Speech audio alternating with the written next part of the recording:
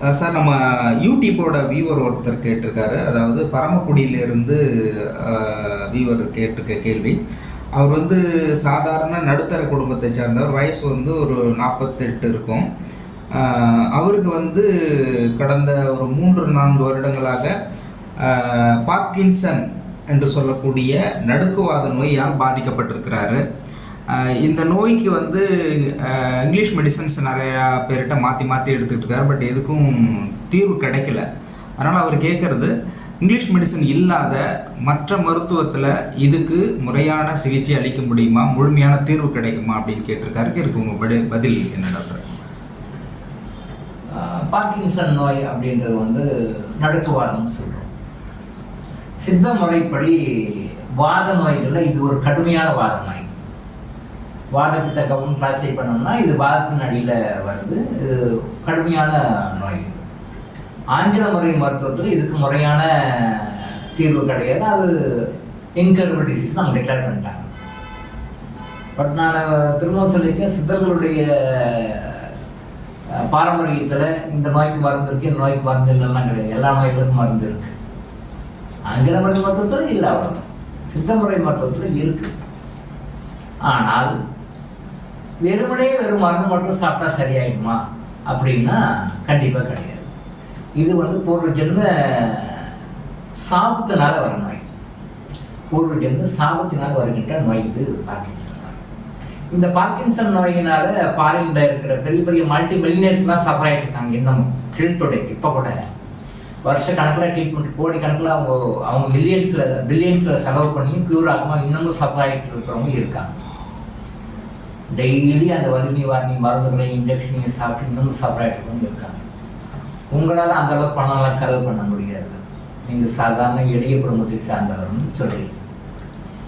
ஆனால் எளிய முறையில் இருக்கிறதுனால என்னால் அது வந்து பணம் செலவு பண்ண முடியாது, குணப்படுத்த முடியாது, அப்போ நான் சஃபர் ஆகிட்டு இருக்கணுமா? அப்படி கிடையாது. அந்த மாதிரி கிடையாது. இந்த குணப்படுத்துவதற்கு உண்டான விஷயத்தை நீங்கள் சரியாக ஃபாலோ பண்ணணும், அவ்வளோதான். சித்த முறை மருத்துவத்தில் இருக்குது. ஆனால் நீங்கள் நினைக்கிற மாதிரி வெறும் மருந்து மட்டுமே சாப்பிட்டா எனக்கு நடுவாதம் சரியாக போயிடுமானா போகாது. சித்தர் முறையிலேயே சித்தர்கள் சொன்ன மாதிரி சில கர்ம பரிகாரங்கள் நீங்கள் பண்ணணும். அந்த கர்ம பரிகாரங்களை பண்ணிட்டு நீங்கள் மருந்து சாப்பிட்டீங்கன்னா மருந்து வேலை செய்யும்.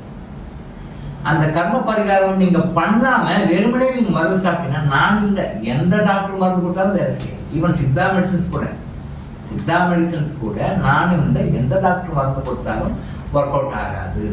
அப்புறம் சித்தா மருத்துவம் சரியில்லை, சித்தா டாக்டர் சரியில்லைன்னு சொல்லிட்டு நீங்கள் ஒரு பக்கம் பரவகண்டா பண்ணிட்டு இருக்கீங்க. சித்தா சரியில்லை, சித்தா வேஸ்ட், சித்தா டாக்டர்ஸ் எல்லாம் மோஸ்ட்லி ஏமாத்துறாங்க, நீங்கள் ஒரு பக்கம் கொடுப்பாங்க. அப்படி இல்லை, முறையான மருத்துவத்தை நீங்கள் எடுத்துக்கணும், அவ்வளோதான். நீங்கள் சித்த மருத்துவர்களையோ சித்த மருத்துவத்தையோ குறை சொல்லக்கூடாது. அது perfect system, God given system, கடவுள்கிட்ட வந்த சிஸ்டம், நாட் மேன்மேட். சித்த மருத்துவம் இஸ் நாட் மேன்மேட், மனிதன் கண்டுபிடிக்கல, இறைவன் சொன்னது தப்பு கிடையாது. Because he is the creator of this universe. கடவுள் படைக்கிறாரு, நோய்களை படைக்கிறாரு, மருந்தையும் கொடுக்கிறாரு. ஸோ பார்க்கின்சன் டிசீஸ் 100% கியூர் இருக்கு. பட் அது கர்ம வினையினால வருகின்ற நோய். கர்ம வினைகளை போக்குவதற்கு அந்த கர்ம பரிகாரங்களை நீங்கள் செய்துட்டு அதுக்கு பிறகு நீங்கள் மருந்து சாப்பிட்டீங்கன்னா உங்களுக்கு நோய் பரிபூர்ணமாக குணமாகும். கண்டிப்பாக அது வெளியே வரலாம். ஆனால் மருந்து குறைந்தபட்சம் 1 வருஷம் குறையாமல் சாப்பிடணும் சார். 1 இயர் குறையாமல் சாப்பிடணும். ஏதோ 2 மாதம் சாப்பிட்டேன், 3 மாதம் சாப்பிட்டேன், அவர்கிட்ட போனேன், 3 மாதம் சாப்பிட்டேன், அப்புறம் விட்டுட்டேன், இவர்கிட்ட போனேன் 2 மாதம் சாப்பிட்டேன் அப்படின்ட்டு யாராவது வந்து உங்களுக்கு நான் 1 மாதத்துல சரி பண்ணிடுவேன், 2 மாதம் சரி பண்ணிடுவேனாலும் நம்பாதீங்க. உங்களுடைய ப்ராப்ளம் வந்து குறைந்தபட்சம் ஒரு 1 இயர் ரெகுலராக முறையாக நீங்கள் மருந்து சாப்பிட்டீங்க அப்படின்னு சொன்னால் அந்த கர்ம பரிகாரத்தை 100% நீங்கள் வெளியே வர முடியும். முதல் கண்டிஷன், நான்வெஜ்ஜை நீங்கள் விடணும். நீங்கள் நான்வெஜ் சாப்பிட்டுக்கிட்டு நீங்கள் மருந்து சாப்பிட்டீங்கன்னா மருந்துடைய பணம் வந்து கம்மியாக கிடைக்கும். அப்போ டைம் வந்து 1 இயரோட உங்களுக்கு தள்ளிக்கும், இன்னும் கொஞ்சம் 1 இயர் தள்ளிக்கும். நான்வெஜ் சாப்பிடாம வெஜிடேரியன் டயட் சாப்பிட்டுட்டு நீங்கள் சொல்கிற கர்ம பரிகாரத்தை பண்ணிவிட்டு இந்த மருந்துகளை தொடர்ந்து சாப்பிட்டீங்கன்னா நாம் வந்து அதை வந்து க்யூர் பண்ண முடியக்கூடிய ஆகிட்டோம். ஸோ நீங்கள் வந்து இந்த நோய் அவ்வளோதான், கட்டையில் போகிற வரைக்கும் இப்படி தான் இருக்கும், கட்டுப்பட்டு தான் ஆகணும் அப்படிலாம் கிடையாது. கண்டிப்பாக குணப்படுத்த முடியாது, குணப்படுத்த முடியும். ஆங்கில முறை மருத்துவத்தில் அது முடியாது, பட் சித்த மருத்துவத்தில் முடியும். திரும்பவும் நான் சொல்றது வெறுமனை மருந்து. அப்போ அலோபதியில் போகணும், அவர் ஒரு டேப்லெட் கொடுத்தாரு, இந்த சிறப்பு கொடுத்தாரு, இதை நான் சாப்பிட்டேன், எனக்கு சரியா போகல. அப்போ நீங்க அதே மாதிரி நீங்களும் வந்து இந்த டேப்லெட் கொடுங்க, இந்த மெடிசன் கொடுங்க, இந்த சிறப்பு கொடுங்க அப்படின்னு சொல்லிட்டு அது ஈக்குவலண்டா நீங்க வந்து சித்தா மெடிசன்ஸும் சாப்பிட்டீங்கன்னா நோ யூஸ், அது ரிசல்ட் வராது. அப்போ முறையான அந்த கர்ம பரிகாரத்தை பண்ணிட்டு நீங்க மருந்துகளை தொடர்ந்து ஒரு 1 year சாப்பிட்டீங்கன்னா நடுக்குவாதம் கண்டிப்பா குணமாகும். உங்களுக்கு மட்டும் இல்லை, யாருக்காக இருந்தாலும் குணமாகும். ஒரு நோய் வந்ததுன்னா அந்த நோயை தடுக்கிறதுக்கு முறையான என்ன சிகிச்சை நாம் பண்ணணுமோ அப்போ அது குணமாகும். அப்போ நம்ம ஒரு நோய் ட்ரீட்மெண்ட் எடுக்கிறோம், அந்த நோய் குணமாகலைன்னா அந்த நோய் குணமாவதற்கு என்ன செய்யணுமோ அதை நம்ம செய்யலேன்னு தான் அர்த்தம். ரிவர்ஸாக திரும்பி பார்ப்போம், முன்னாடி பார்க்கல பின்னாடி பார்ப்போம்.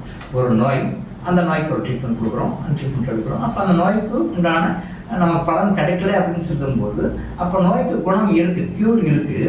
அப்போ அந்த க்யூர் நமக்கு கிடைக்கல அப்படிங்கும்போது அப்போ எங்கே தப்பு பண்ணுறோம், எங்கே மிஸ்டேக் பண்ணுறோம், எங்கே வந்து நம்ம மிஸ் பண்ணுறோம், நம்ம என்ன நம்மளுடைய நடைமுறை அணுகுமுறை எப்படி மாற்றிக்கணும், எங்கே மிஸ்டேக் பண்ணுறோம் கரெக்டாக கண்டுபிடிச்சி அதை அவாய்ட் பண்ணிட்டீங்கன்னா ஆட்டோமேட்டிக்காக உங்களுக்கு நோய் சரி. நீங்கள் நோயோட கஷ்டப்பட்டு வாழணும்னு கடவுளுடைய இருக்கும் கிடையாது. நீங்கள் நோய்கள் இல்லாமல் ஆரோக்கியமாக வாழணும் தான் கடவுளுடைய இருக்கும்.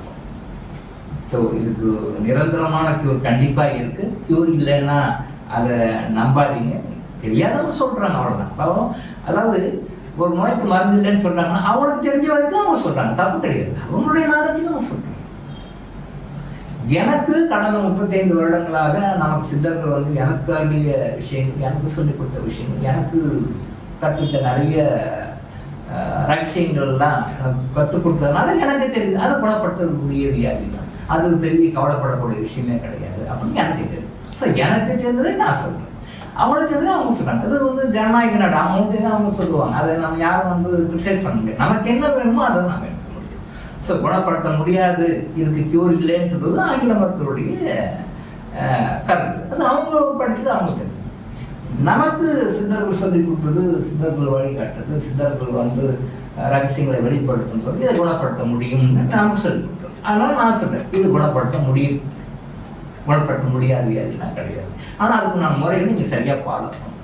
சரியான முறைகளை ஃபாலோ பண்ணிங்கன்னா நாட் ஒன்லி நடுக்குவாதம், டயபிட்டிஸ், எல்லா நோய்களிலும் வெளியே வரும்போது குணமடையும். டாக்டர் இளங்கோ ஆயுஷ் ஹாஸ்பிட்டல் வழங்கும் விழிப்புணர்வு இருக்குது. தொடர்ந்து இது மாதிரி பல அவேர்னஸ் வீடியோக்களை பார்க்க நம்ம சேனலை சப்ஸ்கிரைப் பண்ணிவிட்டு பெல் பட்டனை ப்ரெஸ் பண்ணுங்கள்.